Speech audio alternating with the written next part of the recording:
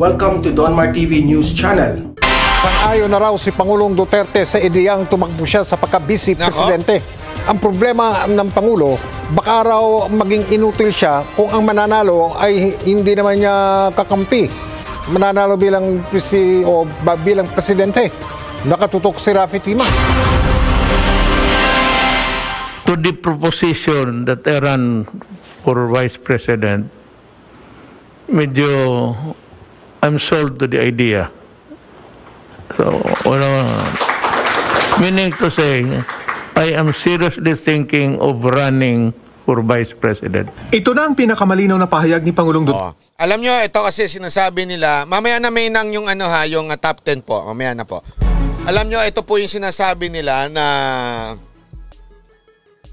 ang presidente natin, pag nagsalita po yan, hindi po yan yung walang dahilan. Ibig sabihin, ang laging bitaw niyan, meron pong dahilan yan. Alam nyo kung mga kamakailan lang, di ba, nakita nyo naman yung pag-alyansa ng mga partido para kay Mayor Sara Duterte. Pero ako, naniniwala talaga ako sa kanyang pronouncement ni Pangulong Duterte.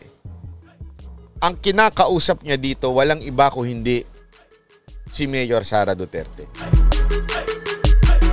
Wala siyang ibang kinakausap dito kung hindi sinasabi niyang I will run for Vice President and that's impossible na magsama tayong dalawa. Okay? Ibig sabihin nun, I really don't want you to run. And I will run as a Vice President para lang hindi ka tumakbo. Kasi imposible ho yun. Imposible. Ako, ito ang pananaw ko imposible po na merong magkakaroon ng dalawang pambato ang administration slate. Imposible po yan. Especially, maglalaban yung team ni Pangulong Duterte at team ni Mayor Sara. Hating-hati yan, sa totoo lang. Sigurado kung hating-hati yan. And I think the President is so wise na alam niyang hati yan kung sakaling tatakbo yung anak niya at tatakbo si Pangulong Duterte. Paano yung idea na Duterte? Malabo po yan. Sabi ko sa inyo, as of now, marami na po nagsasabing malabo po yan. So, dito sa kanyang pronouncement, sinasabi lang niya na ayaw niya talagang tumakbo si Mayor Sara Duterte at gagawin ko ang lahat para hindi siya tumakbo. Yan po ang pagtakbo niya bilang Vice President. At dito din, malinaw na sinabi niya na handa si Senator Bongo. So sa mga nagsasabing mga tao na hilaw pa si Senator Bongo, ganito pa si Senator Bongo, kung ako ang tatanungin nyo, sa totoo lang, I think the President knows better kesa sa atin na nagsasabi nung hilaw pa si Senator Bongo. Alam nyo kung bakit? Remember, Pangulong Duterte hindi lang yung bagong salta sa politika. Si Pangulong Duterte, yan po ay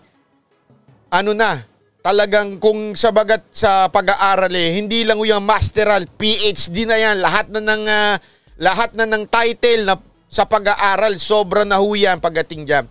So alam niya kung ang isang politiko ay hilaw o hindi. Alam niya yan. Alam niya rin kung may tsansa o wala. So sa tingin ko talaga, ito ang kanyang iniisip. Na talagang dapat si Senator Bongo.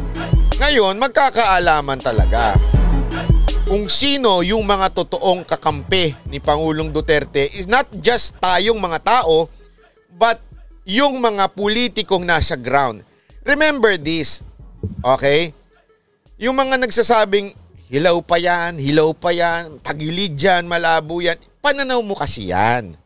Ang problema, ang tanong dyan, yung mga nasa ground, which is ang nag-handle nun, mga mayor, mga barangay captain, sila po ang magbibit-bit niya pagdating ng eleksyon. October pa ang simula ng file ng candidacy. At next year pa. Sa totoo lang, kahit medyo malapit na yan, marami pong mangyayari pa dyan. Bigyan ko kayo ng halimbawa. Aralin nyo po yung kung papaano nagsimula si Pangulong Duterte. Alam nyo ho ba yun? Kulelat po si Pangulong Duterte sa survey noong tumakbo siya. Eto imagine this. Kung hilaw, eto lang imagine nyo lang to maging bukas tayo. Kung hilaw pa si Senator Bongo at saka si Pangulong Duterte. Imagine nyo lang to si Pangulong Duterte nung before 2016, kulelat siyang presidentiable. Okay? Pangalawa, hindi niya pa hawak ang administrasyon. Ibig sabihin, Comelec, makinarya, hindi niya hawak. Pangatlo, taga Mindanao pa siya. Ibig sabihin, sa Central Luzon o sa pinaka peak ng ng media, hindi po siya nababalita. Gets nyo? Ganong kalupit. Pang-apat, yung mismong mga media na supposedly dapat fair at that time, na alam naman natin hawak ng administrasyon nung nakaraan, ay talagang tinitira siya. Ngayon, paano siya ngayon umangat? Umangat siya sa mga bitaw niyang salita na naging interesado yung mga tao at eventually naging interesado yung social media. Remember, hindi pa siya ang administration nun. Isipin nyo na lang ngayon. How much more ngayon? Presidente siya. So kahit ang isang kulelat, kung tutulungan niya, sa tingin ko, kayang manalo. Nakukuha nyo yung comparison, yung logic nun? Kasi alam nyo kung paano ko nalaman yan? Kasi ako andun ako every step of the way nung panahon ng 2015. Hindi sikat si Pangulong Duterte as in, Mayor from Mindanao. Alam mo yun? Totoo. Tinatawanan siya ng mga taga Central Luzon nun. Mayor lang niya ng Mindanao. Bakit tatakbong presidente? Yung kapal naman ng mukha niyan. Tapos hawak pa ng mga ng administrasyon ng mga dilaw yung media no? Pero paano siya naka-enter into the limelight? Sabihin na natin sa mainstream. Paano niya ginawa yun? Mga bitaw niya. Di ba? Imagine niyo na ngayon. Hawak niya ng administrasyon. Nasa kanya na makinarya. Sabihin na natin kahit ba, sabihin i-deny man ng i-deny na ang Comelec, kaya niya lang bantayan yan. At the same time, yung mga LGU, mga local government, alam nilang malakas si Pangulong Duterte, sisip-sip at sisip-sip yan. Sigurado ako dyan. Sisip-sip at sisip-sip yan. Oo, ngayon, parang malabo ata yan. Nabanat ba yan? Mukhang malabo si Senator Bongo Nova Gonzales, maraming salamat po Pero ang sa akin lang, ito lang ako. Kaya nga sabi ko sa inyo sa tingin ko, kung ito'y siseryosohin ni Pangulong Duterte mula ngayon hanggang next year, na talagang kasi ganito lang naman yan Alam nyo, the only thing Senator Bongo will do is to keep quiet and let the president do the talking. Sabi ko sa inyo, aangat yan si Bongo. Tahimik. Kita nyo yung speech na kanina. Papaliwanag ko sa inyo Papakita ko sa inyo. Ano speech niya? I want to be vice president because I want to continue. Di ba? Kaya lang, how can I continue if you would choose a different president? Dapat yung presidenteng kukunin ninyo, kaibigan ko. Tanungin ko kayo, if you are given a choice right now, okay? Tanungin ko lang kayo, if you are given a choice right now, do you want PRRD to continue as the president of our country? Yes or no? Sige po, kayo po ang sagot ngayon. Gusto nyo hubang tuloy-tuloy si Pangulong Duterte presidente ng Pilipinas? Duterte tungkol sa kanyang balak sa eleksyon 2022. Sinabi ito ng Pangulo sa kanyang pulong kagabi sa mga opisyal ng PDP Laban na ipinalabas ngayong hapon. Pero wala pa mang pinal na desisyon, tila may agam-agam na ang Pangulo sakaling manalo siya bilang Vice Presidente. Kung tatakbo ako Vice Presidente, hindi ko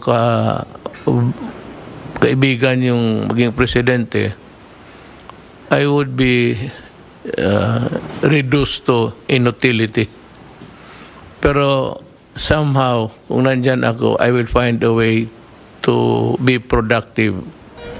Una nang iprinisinta ng mga kapartido ng Pangulo ang isang manifesto of support na kinalap daw nila mula sa iba't ibang panig ng bansa para hikayatin siyang tumakbo bilang vice presidente at piliin ang dati niyang aide at ngayon ay Senador Bongo bilang kanilang standard bearer.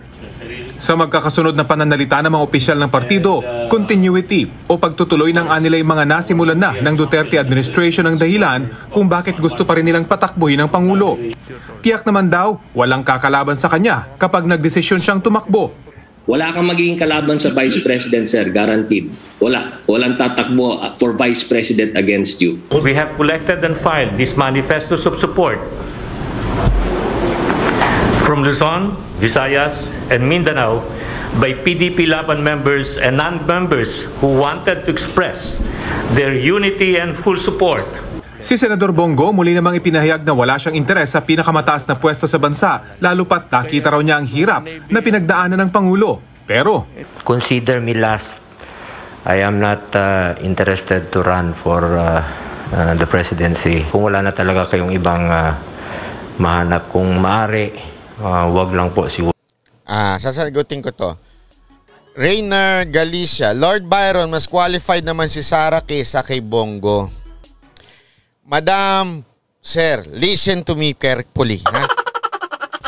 We're not talking about Bongo versus Sara Duterte. Hindi ho yun ang pinag-uusapan natin dito. Dahil uulitin ko ng 100,000 milyon times. Hindi maglalaban sa pagkapangulo si Bongo at si Mayor Sara. Pag sinabing Bongo na, ibig sabihin, magbababa si Mayor Sara, hindi tatakbo at susuportahan kung sino ang slate ng presidente. Ulitin natin ha, slowly but surely. Pag si Bongo ang tumakbo at sinabi ni Pangulong Duterte, mag-uusap yan, tatlo na yan eh. Hindi naman sila, anong trip mo? Anong trip ko? Hindi ako tatakbo ko, ikaw tatakbo ka. Hindi ganon. Mag-uusap silang tatlo, sino ang kandidato natin? Pag sinabi ni Pangulong Duterte, Bongo, si Mayor Sara, definitely HNP will support. Ulitin natin. Pero, pag sinabi naman ni Pangulong Duterte, ikaw na tumakbo. Siyempre, Mayor Sara tayo. Ulitin natin. Para sa mga hindi ho makaintindi, paulit-ulit ko na ito ha. Paulit-ulit na po ito. Opo, opo, opo. Mas gusto natin si Mayor Sara Duterte. Pero ito nga yung tanong ko sa inyo, na laging paulit-ulit na sinasabi ni Pangulong Duterte na sana sumaksak sa ating kokote. He wants to continue. But it's impossible for our Constitution to continue as President. And the only way for him to continue is to be a Vice President.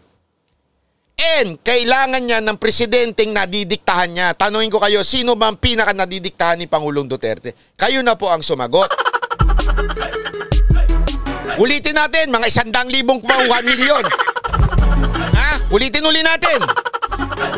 Ayan na nga, sinasabi na ni Pangulong Duterte sa mga hindi nakakarinig. Sarado isip. Sabi ni Pangulong Duterte, I want to continue. Gusto kong tumuloy. Kaya lang, the Constitution will not allow it. Bakit? Bawal. For me to continue, matapos ko yung nasimulan ko, kailangan ko tumakbong Vice President at yung presidente ko, kaibigan ko. Sa katotohanan lang, pwede pa nga ito eh. Pero syempre hindi nila sasabihin ito. Ako lang magsasabi. Okay? Pwedeng ito. Ako lang ang magsasabi pero hindi ito ang plano nila. Wala ako sinabing plano nila to. Pero ako na lang magsasabi, ha? Baka nga tumakbo si Pangulong Duterte'ng Vice President, tumakbo si Senator Bongo ang presidente, tapos pag nanalo, sabay resign. Si Senator Bongo, presidente pa rin si Pangulong Duterte. Sana makinig yung mga bukas ang isip, yung mga sarado isip. Bahala kayo sa buhay nyo.